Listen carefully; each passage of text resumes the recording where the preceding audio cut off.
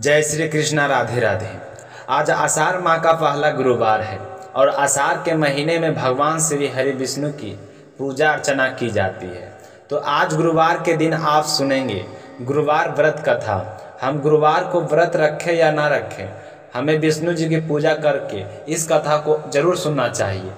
इससे हमें पुण्य फलों की प्राप्ति होती है और आर्थिक तंगी का भी कभी सामना नहीं करना पड़ता। तो कथा सुनते हैं। प्राचीन समय की बात है, एक नगर में एक बड़ा व्यापारी रहता था। वह जहाज़ों से माल लाद कर दूसरे देशों में भेजा करता था। वह जिस प्रकार अधिक धन कमाता उसी प्रकार जी खोलकर दान भी करता था। परंतु उसकी पत्नी अत्यंत ही कंजूस थी। वह किसी को एक दमड़ी भी दान नहीं करती थी और व्यापारी से भी ऐसा करने के लिए मना किया करती थी। एक बार वह सेठ व्यापारी दूसरे देशों में व्यापार करने के गया था, तो पीछे से गुरुदेव ने साधु वेश में उसकी पत्नी से भिक्षा मांगे। तो व्यापारी की पत्नी ने गुरुदेव से कहा कि साधु महाराज, मैं तो इस दान पुण्य से तंग आ गई हूँ। आप कोई ऐसा उपाय बताएं जिससे हमारा सारा धन नष्ट हो जाए और मैं आराम से रह सकूं। मैं इस तरह धन लूटता हुआ नहीं देख सकती। तो गुरुदेव ने कहा कि हे देवी, तुम बड़ी विचित्र हो। धन और संतान से कोई दुखी होता है? भला अगर तुम्हारे पास अधिक धन है तो तुम सूर्य कार्यों में लगाओ, कुमारी कन्याओं का विवाह कराओ, विद्यालय और बाग बगीचों का निर्माण करवाओ। ऐसे पुण्य करने में तुम्हारा लोक और परलोक सार्थक हो सकता है। परंतु साधु की इस बातों को व्यापारी की पत्नी पर कोई भी असर नहीं हुआ। वह तो बिल्कुल भी खुश नहीं हुई। उसने कहा कि साधु महाराज, मुझसे ऐसा धन नहीं चाहिए जिससे मैं हमेशा दान करती रहूं। तो गुरुदेव बोले कि यह तुम्हारी ऐसी ही इच्छा है तो तुम एक उपाय करना। 7 बृहस्पतिवार एक तक घर का गोबर से लिपना, अपने केशों को मिट्टी से धोना, केशों को धोते समय स्नान करना और व्यापारी से हजामत बनाने को कहना। भोजन में मांस मदिरा खाना, कपड़े अपने घर पर रोजाना धोना और गुरुवार के दिन अवश्य धोना। ऐसा करने से तुम्हारा सारा धन नष्ट हो जाएगा। इतना कहकर गुरुदेव तो वहाँ से अंतर ध्यान हो गए। व्यापारी की पत्नी ने जैसे गुरुदेव ने कहा था उसके अनुसार 7 गुरुवार तक ऐसा ही करने का निश्चय किया और जैसा साधु बताकर गया था वैसा ही करने लगे। केवल 3 गुरुवार बीते थे कि उसकी सारी धन संपत्ति नष्ट हो गई और वह परलोक सिधार गई। जब व्यापारी वापस आया तो उसने देखा कि उसका सब कुछ नष्ट हो चुका है और बेटी अकेले ही बैठी रही। तो व्यापारी ने अपनी बेटी को दिलासा दी कि और उसे दूसरे नगर में ले जाकर बस गया। वहाँ पर जंगल से लकड़ी काट कर लाता और शहर में बेचता। इस तरह वह अपना जीवन व्यापन करने लगा। एक दिन व्यापारी की बेटी ने अपने पिताजी से कहा कि पिताजी, मुझे तो दही खाना है। लेकिन व्यापारी के पास तो दही खरीदने के लिए भी पैसे नहीं थे अब। लेकिन वह अपनी बेटी को कहकर गया कि बेटा, तुम्हारे लिए दही लेकर आऊँगा। ऐसा कहकर वह जंगल में लकड़ी काटने चला गया। वहाँ जाकर एक पेड़ के नीचे बैठकर अपनी पूर्व दिशा पर विचार करके रोने लगा। उस दिन गुरुवार था। तभी वहाँ पर गुरुदेव साधु के रूप में प्रकट हो गई और सेठ के पास आए और बोले कि हे मनुष्य, तू इस जंगल में किस चिंता में बैठा है? तब व्यापारी बोला कि हे महाराज, आप तो सब कुछ जानने वाले हैं। इतना कहकर व्यापारी ने अपनी सारी कहानी साधु महाराज को सुनाई और रो पड़ा। तो गुरुदेव बोले कि देखो बेटा, तुम्हारी पत्नी ने गुरुदेव का अपमान किया था, इसी कारण तुम्हारा यह हाल हुआ है। लेकिन अब तुम्हें किसी प्रकार का भय नहीं है। तुम चिंता मत करो। तुम गुरुवार के दिन बृहस्पति देव का व्रत करो। 2 पैसे के चने और गुड़ को लाकर जल के लोटे में शक्कर डालकर वह अमृत और प्रसाद अपने परिवारों और सदस्यों में तथा कथा सुनने वालों में बांट दो। स्वयं ही प्रसाद और चना मत ले लेना। भगवान तुम्हारा अवश्य कल्याण करेंगे। तो साधु की बात सुनकर व्यापारी बोला कि हे महाराज, मेरे पास धन नहीं है। मेरे पास तो इतने पैसे भी नहीं हैं कि मैं अपनी बेटी को दही लाकर दे सकूं। तो साधु बोले कि तुम लकड़ियां बेचने के लिए आज शहर में जाओगे तो तुम्हें लकड़ियों के दाम हमेशा से चुगने मिलेंगे, जिस तुम्हारे सारे कार्य सिद्ध हो जाएंगे। तो यह सुनकर लकड़हारा बना व्यापारी बहुत ही खुश हुआ। जल्दी जल्दी लकड़ियां काटी और शहर में बेचने के लिए चल पड़ा। उसकी लकड़ियाँ अच्छे दाम में बिक गई, जिसने उसने अपनी पुत्री के लिए दही लिया और गुरुवार के लिए कथा हेतु चना और गुड़ लेकर कथा की और प्रसाद बांटकर स्वयं भी प्रसाद खाया। उसी दिन से उसकी सभी कठिनाइयां दूर होने लगी। परंतु जैसे ही अगला गुरुवार आया तो वह तो व्रत करना भूल गया। अगले दिन वहाँ के राजा ने एक बड़े यज्ञ का आयोजन किया था। उसने पूरे नगर के लोगों के लिए भोज का आयोजन किया था। राजा की आज्ञा अनुसार पूरा नगर राजा के महल में भोजन करने के लिए गया, लेकिन व्यापारी वध उसकी पुत्री थोड़ा विलंब से पहुंचे। अतः उन दोनों को राजा ने महल में ले जाकर भोजन करवाया। जब वह बाप बेटी दोनों भोजन कर रहे थे, उसी समय रानी वहां पर आई। रानी ने देखा कि उसका हार खूंटी पर नहीं है, वहां से गायब हो गया। तो वह रानी को व्यापारी और उसकी बेटी पर शक हुआ। उसका हार उन दोनों ने ही चुराया है। यह कहकर राजा की आज्ञा से उन दोनों को कारावास की कोठरी में कैद कर दिया। कैद में पकड़कर दोनों अत्यंत दुखी हुए। उन्होंने बृहस्पति देवता का स्मरण किया तो गुरु बृहस्पति देव वहां पर प्रकट होकर व्यापारी की उसकी भूल का अभ्यास कराया और उन्हें सलाह दी कि गुरुवार के दिन कैद खाने के दरवाजे पर तुम्हें 2 पैसे मिलेंगे। तुम उनसे चने और मुनका मंगवा कर विधि पूर्वक गुरुदेव का पूजन करना, तुम्हारे सारे दुख दूर हो जाएंगे। तो जैसे ही गुरुवार का दिन आया तो कैद खाने के द्वार पर उन्हें 2 पैसे पड़े मिले और उसी समय सड़क की ओर से एक महिला जा रही थी। तो व्यापारी ने उसे बुला कहा कि आप मेरे लिए गुड़ और चना ला दो। तो व्यापारी की बात सुनकर वह स्त्री बोली कि मैं अपनी बहू के लिए गहने लेने जा रही हूँ, तो मेरे पास थोड़ा ही समय नहीं है। ऐसा कहकर वह चली गई। थोड़ी देर बाद में वहां से एक और स्त्री निकली। तो व्यापारी ने उसे बुलाकर कहा कि बहन, मुझे गुरुवार की कथा करनी है, तुम मुझे 2 पैसे का गुड़ ला कर दे दो। तो गुरुदेव का नाम सुनकर वह स्त्री बोली कि भाई, मैं तुम्हें अभी गुड़ और चना ला कर देती हूँ। उसकी आंखों में आंसू बह रहे थे। तब वे बोली, मेरे तो इकलौता पुत्र था, वह भी मृत्यु को प्राप्त हो गया। मैं इसके लिए कफन लेने के लिए जा रही हूँ। उसके अलावा मेरा कोई भी सहारा नहीं है, लेकिन मैं पहले तुम्हारा काम करूँगी, उसके बाद अपने पुत्र के लिए कफन लाऊंगी। तो वह स्त्री रोती हुई बाजार से व्यापारी के लिए गुड़ और चना लेकर आई और फिर स्वयं भी गुरुदेव की कथा वहाँ पर श्रद्धाभाव पूर्वक सुनी। कथा समाप्त होने पर वह स्त्री कफन लेकर अपने घर गई तो घर के लोग उसके पुत्र की लाश को राम नाम सत्य है कहते हुए शमशान की ओर ले जाने की तैयारी कर रहे थे। तो वह बोली कि मुझे अपने लड़के का मुख देख लेने दो। तो जैसा ही उसने अपने बेटे के मुंह देखा तो उसमें मुंह में गुरुवार का प्रसाद का और चना मत डाल दिया। प्रसाद और चना नाम के प्रभाव से वह तो पुनः जीवित हो गया। तो वहाँ पर इकट्ठे हुए पूरे गांव लोग सारे आश्चर्यचकित हो गए और उसने सोचने लगा कि यह चमत्कार कैसे हुआ। तो उसने कहा कि यह तो सब कुछ गुरुदेव की वजह से हुआ है। और जो पहली स्त्री थी जिसने गुरुदेव का प्रसाद लाने के लिए व्यापारी को मना किया था, जब वह अपने पुत्र विवाह हेतु पुत्र वधू को गहने लेकर लौटी तो जैसे ही उसका पुत्र घोड़ी पर बैठकर निकला तो वैसे ही घोड़ी ने ऐसी छलांग मारी कि उसका पुत्र घोड़ी से गिरकर और मृत्यु को प्राप्त हो गया। तो यह देखकर वह स्त्री रो रो कर गुरुदेव से क्षमा याचना कर रही थी।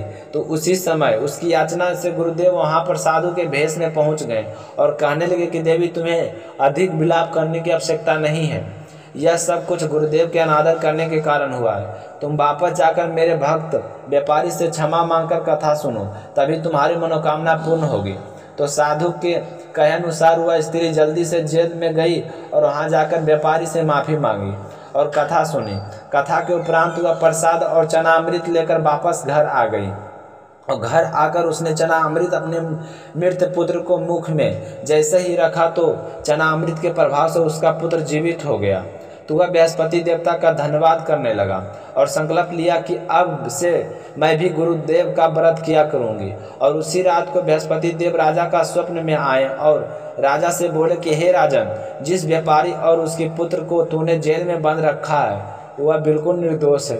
तुम्हारी रानी की हार वही खूंटी पर टंगा है। तो सुबह हुई तो राजा ने देखा कि रानी का हार तो खूंटी पर लटक रहा था। तो राजा ने उस समय व्यापारी और उसकी बेटी को बुलाकर क्षमा मांगी और उन्हें आधा राज्य देकर उसकी पुत्री का विवाह उच्च कुल में करवाकर खूब सारा दान दहेज हीरे जवाहरात दिए। इस तरह गुरुवार का व्रत करने से व्यापारी को अपना खोया हुआ मान सम्मान और धन दौलत पुनः प्राप्त हो गई। बोलो बृहस्पति देवता की जय हो, बोलो विष्णु भगवान की जय हो, बोलो विष्णु भगवान की जय हो। प्राचीन काल में एक ब्राह्मण रहता था। वह बहुत ही निर्धन था, उसके कोई संतान नहीं थी, तो वह इसका कारण वह और भी ज़्यादा दुखी रहता था। उसकी पत्नी बहुत ही मालिन के साथ रहती थी। वह ना तो स्नान करती और ना ही किसी देवता का पूजन करती। ऐसे ब्राह्मण देवता बड़े ही दुखी रहते थे। बेचारे बहुत कुछ कहते, परंतु उसकी पत्नी पर कोई बात का कोई भी असर नहीं पड़ता। समय बीतता गया। धीरे धीरे भगवान की कृपा से ब्राह्मण के घर कन्या रूपी संतान ने जन्म लिया। कन्या धीरे धीरे बड़ी होने लगी। वह प्रातःकाल स्नान करती, भगवान श्री विष्णु हरि के जाप करती और गुरुवार का व्रत किया करती। जब भी वह अपने पूजा पाठ को समाप्त करके विद्यालय के लिए जाती तो अपनी मुट्ठी में जो घर लेकर जाती और पाठशाला में मार्ग में डालती जाती। जब वो लौट के आती तब वो जो सोने के हो जाते, तो आते समय उन सभी को घर पर बनकर ले आती। एक दिन वह बालिका सूप में उन सब सोने को जो में फटक कर साफ कर रही थी, तो उसे साफ करते हुए उसके पिताजी ने देख लिया और कहा कि बेटी, सोने के जोग को साफ करने के लिए सूप भी सोने का ही होना चाहिए। तो दूसरे दिन गुरुवार का कन्या ने व्रत रखा और गुरुदेव से प्रार्थना की, हे गुरुदेव, मैंने आपकी मन से प्रार्थना की है तो मेरे लिए सोने का सूप दे दो। तो गुरुदेव ने उसकी प्रार्थना स्वीकार कर ली। अब वह रोजाना की तरह जो फैलाती हुई स्कूल गई और जब लौट के वापस आई जो इकट्ठे कर रही थी तो उससे गुरुदेव की कृपा से सोने का सूप मिला। वह उसे लेकर घर आई और उसमें जो साफ करने लगी। धीरे धीरे समय बीतता गया, परंतु उसकी माँ का वही हाल रहा। एक दिन की बात है कि वह कन्या सोने का सूप में जो साफ कर रही थी, उसी समय उस शहर का राजपुत्र वहां से होकर निकला। तो उसने उस कन्या को देखा तो उसके रूप में कार्य को देखकर मोहित हो गया। वह अपने घर चला गया और वहां जाकर भोजन और जल त्याग कर उदास होकर लेट गया। जब राजा को इस बात का पता चला तो राजा अपने मंत्री के साथ अपने बेटे के पास गए और बोले कि बेटा, तुम्हें किस बात का कष्ट है? किसी ने तुम्हारा अपमान किया है या कोई और कारण है? मुझे बताओ, मैं वही कार्य करूँगा जिससे तुम्हें प्रसन्नता हो। तुम्हारी खुशी में ही मेरी खुशी है।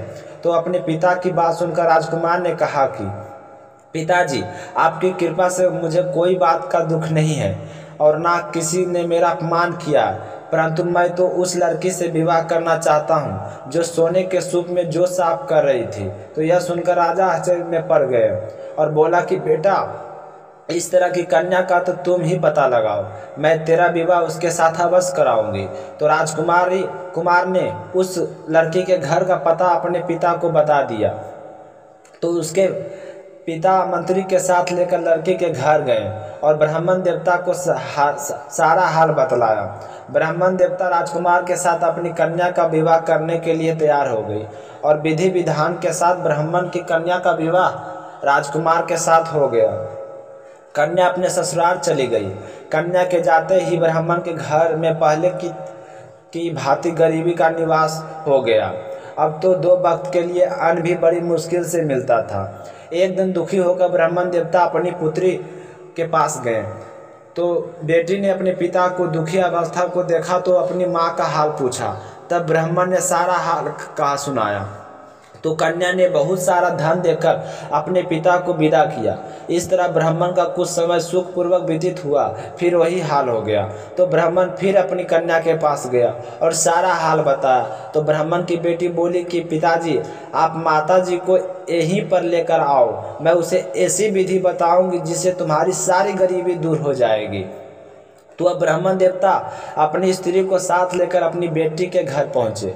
तो वह अपनी माँ को समझाने लगे कि हे माँ, तुम सुबह जल्दी उठकर स्नान किया करो, उसके बाद में श्री हरि विष्णु की पूजा किया करो। ऐसा करोगे तो तुम्हारी सारी गरीबी दूर हो जाएगी। परंतु उसकी माँ ने तो अपनी बेटी की बात बिल्कुल भी नहीं मानी। वह तो दूसरे दिन सुबह जल्दी उठी और अपने पुत्री के बच्चों का कोई जूठा भोजन था वह खा लिया। जब उसकी बेटी ने यह देखा तो उसे बहुत ही गुस्सा आया। उसने दूसरी रात अपनी माँ को कटोरी में सारा सामान निकाल कर उसमें बंद कर दिया। प्रातःकाल उसे निकाला और फिर स्नान करवाया और फिर श्री हरि विष्णु का पूजा पाठ करवाई तो उसकी माँ की बुद्धि ठीक हो गई। फिर वह प्रत्येक गुरुवार को व्रत रखने लगे। इस व्रत के प्रभाव से उसके माँ बाप बहुत ही धनवान और पुत्रवान हो गए और गुरुदेव के प्रभाव से इस लोक के समस्त सुखों को भोग कर स्वर्ग को प्राप्त हुए। सारे मिलकर बोलो विष्णु भगवान की जय हो। चलिए अब सुनते हैं गणेश जी की कहानी जो हर व्रत कथा के बाद अवश्य सुननी चाहिए। बोलो गणेश गजानंद की जय हो। एक गांव था जिसमें एक सेठ जी अपने परिवार के साथ रहा करते थे। सेठ जी वह बड़ा ही बड़ा कारोबार था। सेठ जी गणेश जी की पूजा में पूरा विश्वास रखते थे। बड़ी श्रद्धा भाव से गणेश जी की पूजा किया करते थे, जिसके कारण सेठ जी के घर में अन्न धन का कोई भी कमी नहीं थी। वह सदैव रहते थे। उनके जीवन में कभी भी किसी प्रकार की कोई कठिनाइयाँ नहीं थी। नित्य दिन प्रति नियम अनुसार वह रोजाना नदी में स्नान करने जाते और गणेश जी की पूजा करते, फिर उन्हें भोग लगाते, उसके बाद में ही स्वयं भोजन करते। लेकिन यह बात सेठानी को बिल्कुल भी अच्छी नहीं लगती। वह धार्मिक नहीं थी और ना ही ईश्वर में विश्वास रखती थी। एक बार सेठानी ने सोचा कि यह इतना गणेश जी को मानते हैं, गणेश जी की पूजा करने से क्या होता है, मैं तो मानती नहीं हूँ, आज देखती हूँ कि गणेश जी की पूजा कैसे करते हैं। तो यह सोचकर जब दूसरे दिन सेठ जी ने नदी पर स्नान करने के लिए जाते हैं तो सेठानी जी पीछे से गणेश जी की मूर्ति को उठाकर कपड़े से ढककर बगीचे में ले जाकर जमीन में दबा देती है। जब सेठ जी स्नान करके नदी से घर आते हैं तो देखते हैं कि गणेश जी की मूर्ति नहीं है मंदिर में। तो वह सेठानी से पूछती है कि गणेश जी की मूर्ति मंदिर में नहीं है, कहाँ गई? तो सेठानी बोलती है कि तो मुझे मालूम नहीं। सेठ जी ने घर में इधर उधर सारे मूर्ति को बहुत ढूंढा लेकिन मूर्ति तो नहीं मिली, तो मूर्ति को भोग नहीं लगा पाए। इसलिए सेठ जी ने खुद भी अंजल का त्याग कर दिया और गणेश जी से प्रार्थना करने लगे कि हे प्रभु, मुझसे कौन सी गलती हो गई जो आप मुझसे नाराज होकर मुझे छोड़कर ही चले गए। अगर आप अपनी कृपा दृष्टि मुझ पर बरसाते हो तो प्रभु मुझे दर्शन दीजिए। तो सेठ की मन सोचा कि जब तक मुझे गणेश जी की मूर्ति नहीं मिल जाती, मुझे दर्शन नहीं दे देते, तब तक मैं अंजल का त्याग नहीं करता हूँ। तो उस दिन पूरा दिन ऐसे ही निकल गया। शाम को सेठ जी भूखे प्यासे सो गई। गणेश जी सेठ जी की भक्ति से प्रसन्न हो गए। जब सेठ जी सो गए तो सेठ जी के सपने में गणेश जी भगवान एक छोटे से चूहे के साथ खेल रहे होते हैं दिखाई देते हैं और चूहे के बाद में खाने के लिए लड्डू देते हैं। चूहा लड्डू लेकर बगीचे में जाता है और एक जगह से जमीन खोदता है और लड्डू वहीं पर डाल देता है और अचानक से सेठ जी की नींद खुल जाती है। तो सेठ जी भागकर बगीचे में जाते हैं और उसी जगह को खोदते हैं जहाँ उन्होंने अब सपने में लड्डू को दबाते हुए देखा था। तो थोड़ी देर जमीन खोदने के बाद कपड़े में लपेटे हुए गणेश जी की मूर्ति उन्हें मिल जाती है। सेठ जी गणेश जी की मूर्ति को पाकर बहुत ही खुश होते हैं और वापस लाकर मंदिर में स्थापित कर देते हैं। तो यह देखकर सेठानी को बहुत ही आश्चर्य होता है कि सेठ जी को यह मूर्ति मिली कहाँ से। तो वह भाग कर सेठ जी के पास आती है और पूछती है कि यह मूर्ति आपको कहाँ से मिली। तो सेठ जी ने सारा वृत्तांत उन्हें सच सच बता दिया। तो यह बात जानकर सेठानी जी खूब आश्चर्य हुआ। सेठानी जी ने मन में श्रद्धा और विश्वास जाग गया और मन ही मन गणेश भगवान को स्मरण करते हुए उनकी सच्ची भक्त बन गई और सेठ जी की सारी सच्चाई बता दी और कहा कि मुझसे बड़ा ही अपराध हो गया। अब से हम दोनों पति पत्नी प्रेम सहित भगवान गणेश जी की भगवान का पूजा आराधना किया करेंगे, उनकी पूजा में कभी भी कोई कमी नहीं आने देंगे। यह सुनकर सेठ जी बहुत ही प्रसन्न हो गए और दोनों पति पत्नी गणेश जी को प्रणाम करते हुए बोले कि गणेश गणानंद की जय हो। हे गणेश भगवान, जैसी कृपया आपने सेठ और सेठानी पर की वैसी हम पर भी करना। कहानी कहने वाले को कहानी सुनने वाले पर सभी पर सारी मनोकामनाएं पूर्ण करना। अब सुनेंगे लपसी और तपसी की कहानी जो हर व्रत के साथ के बाद अवश्य सुननी चाहिए। इस कहानी को सुने बिना हमारे व्रत का पुण्य फल नहीं मिलता। बोलो लपसी तपसी की जय हो।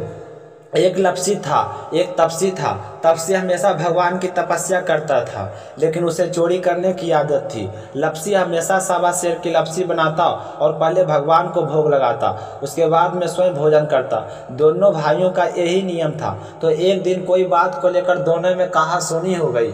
तो तपसी बोला कि मैं रोजाना भगवान की तपस्या करता हूँ, इसलिए मैं बड़ा हूँ। तो लपसी बोला कि मैं रोज भगवान की सवा से उसे भोग लगाता हूँ, इसलिए मैं बड़ा हूँ। ऐसा कहते हुए दोनों जोर जोर से लड़ने लगे। तभी वहाँ से नारद जी गुजर रहे थे। दोनों को लड़ता हुआ देखकर वहाँ आए और उनसे पूछा कि तुम दोनों क्यों लड़ रहे हो। तो दोनों ने अपने आप को बड़ा बताया और साथ में बड़ा होने के कारण भी बताया। तो नारद जी बोले कि मैं तुम्हारा फैसला कल कर दूंगा, कल बताऊंगा कि कौन बड़ा है। दूसरे दिन लपसी और तपसी नहाकर अपनी रोज की भक्ति करने आए तो नारद जी ने छुपकर 1.25 करोड़ के एक एक अंगूठी दोनों के आगे रख दी। जैसे ही भक्ति करते हुए तपसी की नज़र उस अंगूठी पर पड़ी तो उसने चुपचाप से उठाया और अपने पैर के नीचे दबा लिया। लपसी की नज़र अंगूठी पर पड़ी, लेकिन उसने ध्यान नहीं दिया। उसने पहले भगवान को भोग लगाया और फिर स्वयं भोजन करने के लिए बैठ गया। थोड़ी देरी बाद नारद जी सामने आए तो दोनों ने पूछा कि आप बताओ, हम में से दोनों में से कौन बड़ा है। तो नारद जी ने तपसी से खड़ा होने के लिए कहा तो वह खड़ा तो हुआ।